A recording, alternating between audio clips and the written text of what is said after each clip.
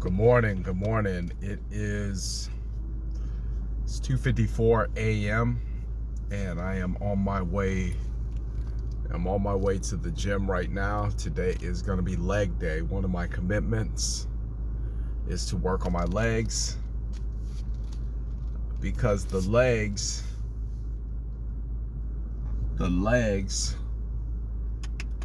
are the center of the universe when it comes to the body. And they're also the thing that people don't like to work on, or at least I don't like to work on, because they're the hardest thing. They're the thing that makes you walk funny. You can't sit down right. You have all types of different issues. So let's talk about muscle memory. I woke up this morning and I did not feel like getting up and going. My bedtime should be 9 o'clock. I didn't get to bed until 9:35. And I felt like I had been cheated out of that 30 minutes of sleep that I ordinarily would have got. I didn't get. But I would tell you within about maybe 5 minutes of waking up, I felt completely refreshed. I felt prepared. I felt awake. I felt alive. I felt very focused.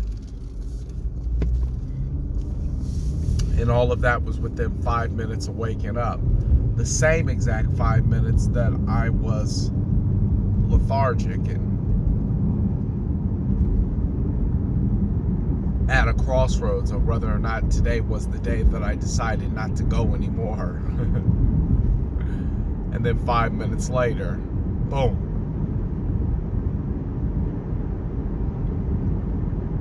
I actually started rolling this about 2:54, but I was in the car at 2:41.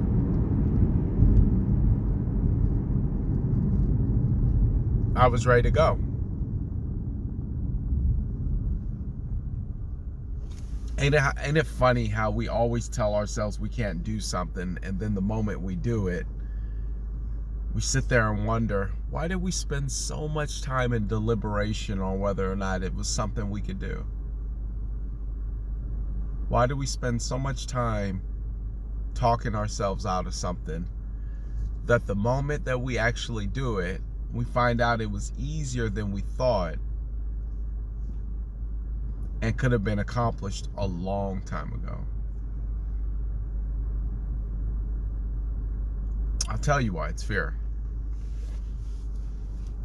Plain and simple fear.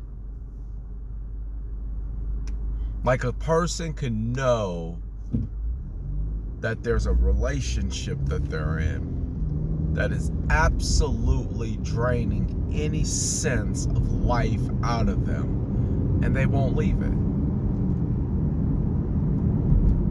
The familiarity of the pain is better than the unfamiliarity of what it feels like to be alone.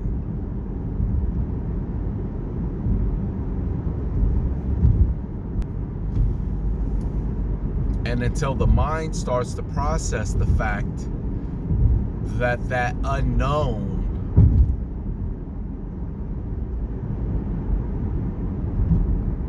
should be sought out, we'll continuously accept the fact that the unknown is best left that way.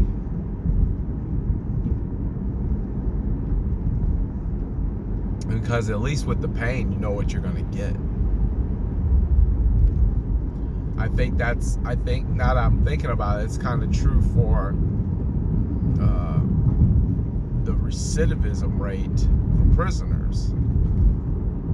People who go back and forth to jail. I think they have an understanding. They have an expectation. They know what's going to happen.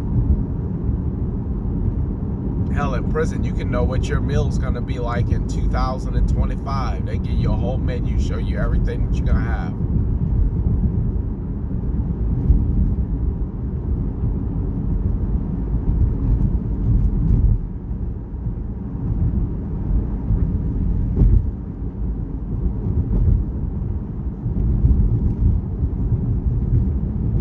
familiarity.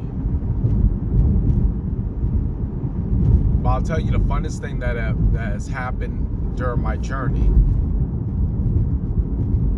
is breaking through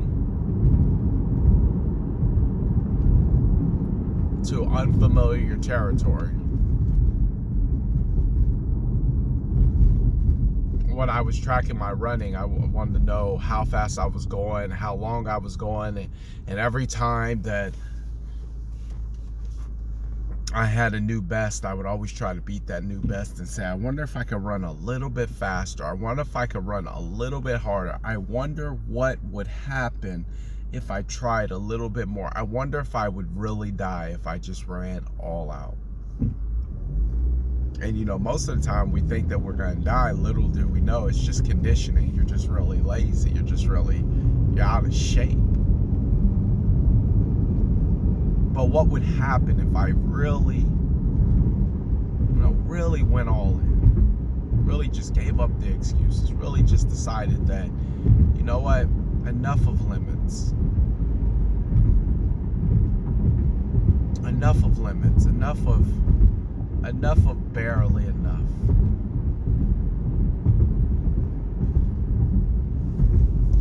And every time I got to that point and I pushed myself, I figured out I ran a little bit harder, a little bit better, a little bit faster.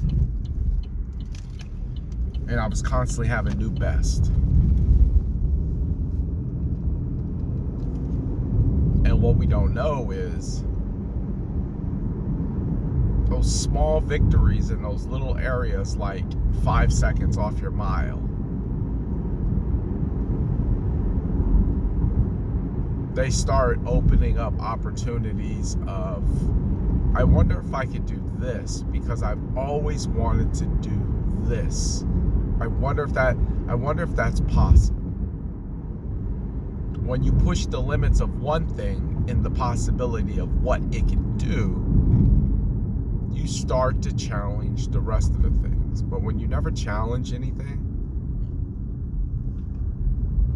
you assume status quo is the standard. It's the benchmark.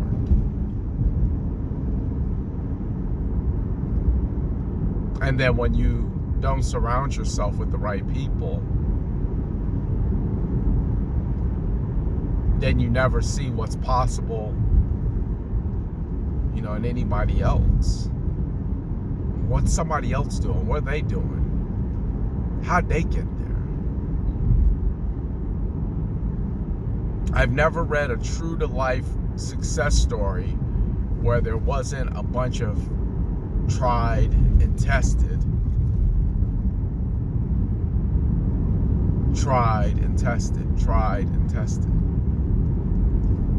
methodologies.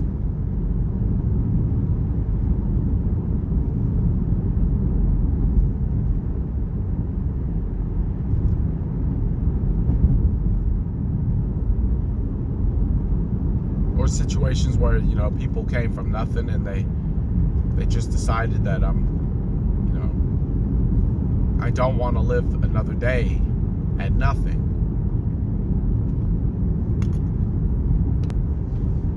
I would much rather challenge life to see what it would give me than just to settle and maybe see what it will offer me. And sometimes you have to treat life like a robbery. You got to just tell it, put its hands up and give it all it's got. Give me everything. But one thing I can promise you is that every time you challenge life, you'll get some resistance. But just like a willing participant inside of a robbery, they will give up the goods eventually. I think the most, I don't know who said it, so I'm not going to quote them. But it pretty much came down to this. The forces of life that were trying to hold you back recognized that you just were not going to give up. You were not going to quit. And they eventually got to a point where they said, Okay, you can get in. See, life only lets people in who are willing to fight for it. It doesn't just swing the doors open and say, hey, would you like your dreams to come true?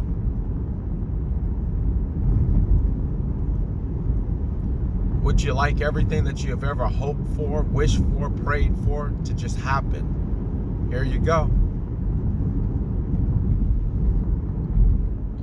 Life makes you earn what you get.